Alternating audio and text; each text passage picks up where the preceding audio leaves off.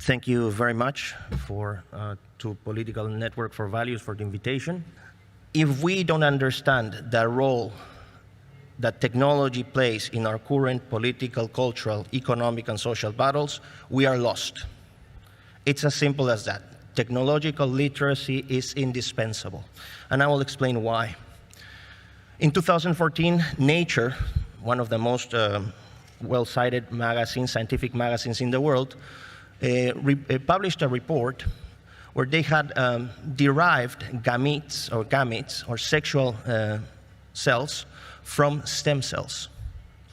To put it in simple terms, now from a female, if you take stem cells from a female, you can produce sperm. Okay, so that means new masculinities, gender ideology, the gender bread, it all starts making sense. Or you can talk about ectogenesis. You know, these movies where you see these beings being, grown up in these glass capsules. Well, now you have biobags. And both the Weizmann Institute of Technology in Israel and the Children's Hospital in Philadelphia have conducted successful experiments that have brought to end of term lambs and mice. This is not science fiction anymore. So that's why you are talking about pregnant people. So we have to be very, very aware of where technology is going. And I would like to bring up some historical context here. So the first industrial revolution came up with the steam engine. It was technological change that brought up a new economic model, modern capitalism, and from modern capitalism stemmed Marxism.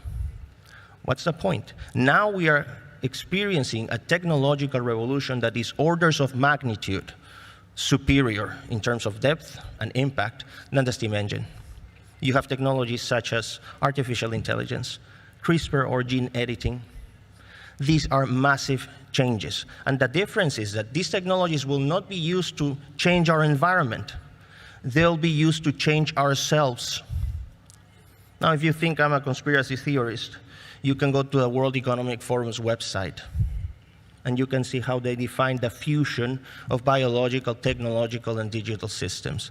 This is none other than transhumanism. Homo Deus, basically. Now, the battles are political, the battles are cultural, economic, social, but the war is anthropological. That must be absolutely clear for our politicians, for our representatives in civil society, in academia. The war is anthropological. They are going after us as species. Why? Well, there might be debates here. I am in the line of those who think that there's a demographic control agenda behind. One under Malthusian terms, the most known, but the other one, and most perverse, under Darwinian terms, or neo-Darwinian terms. A new man, the Homo Deus, not needing God anymore. He becoming God through technological means. So how do we respond to this? Well, I think there's a fundamental spiritual response through Christianity. There's an academic response, rejecting scientificism and coming back to science, not turning science as an object of adoration, but an instrument for the search of truth. And the other one is political. And here's where I want to concentrate for this presentation, brief one. We're talking about bioconservatism. 17th to 20th century political ideologies, nationalism, liberalism, socialism, Marxism, are not equipped with the answers that these ethical dilemmas posed by technological applications on man demand.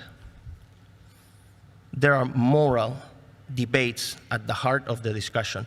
They're not coming now, but they will be at the center stage. They are the fundamental changes of our society, of our societies in this current world. And why do I say bioconservatism?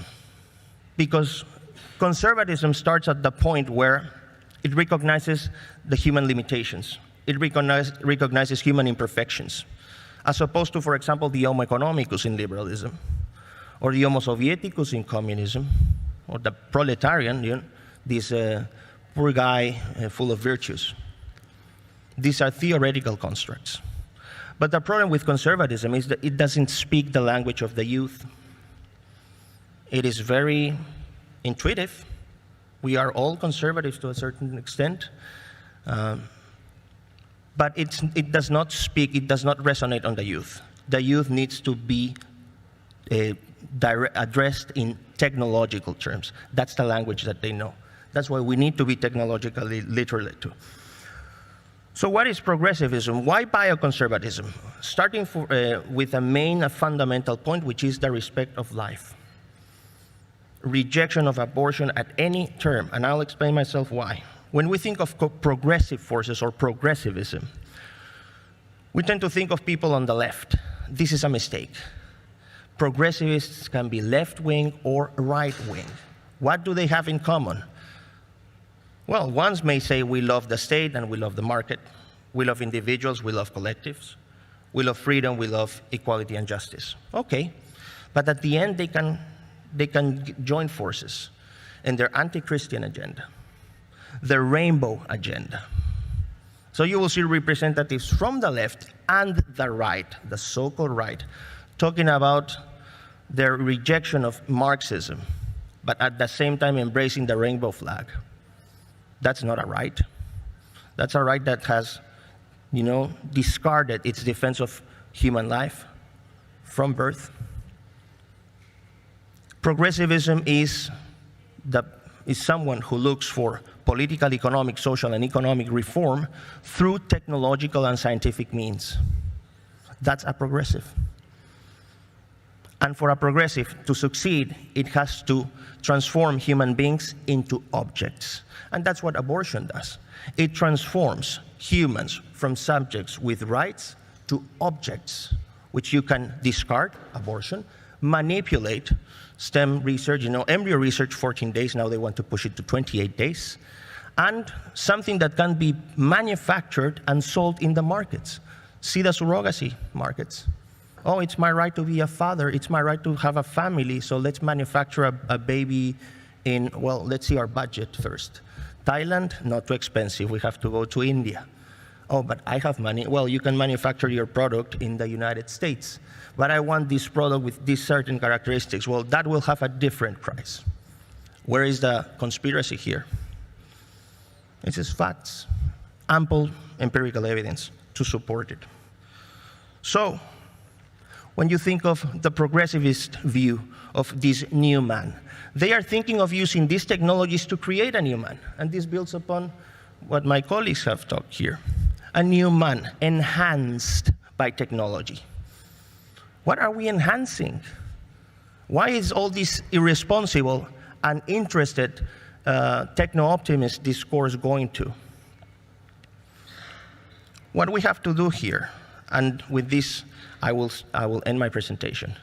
Think of the trans agendas. And think of this new man. At the end, these trans agendas are a previous but necessary condition for full-blown manipulation of human beings, because they go at the same point. It's a utilitarian and materialistic view of the human being.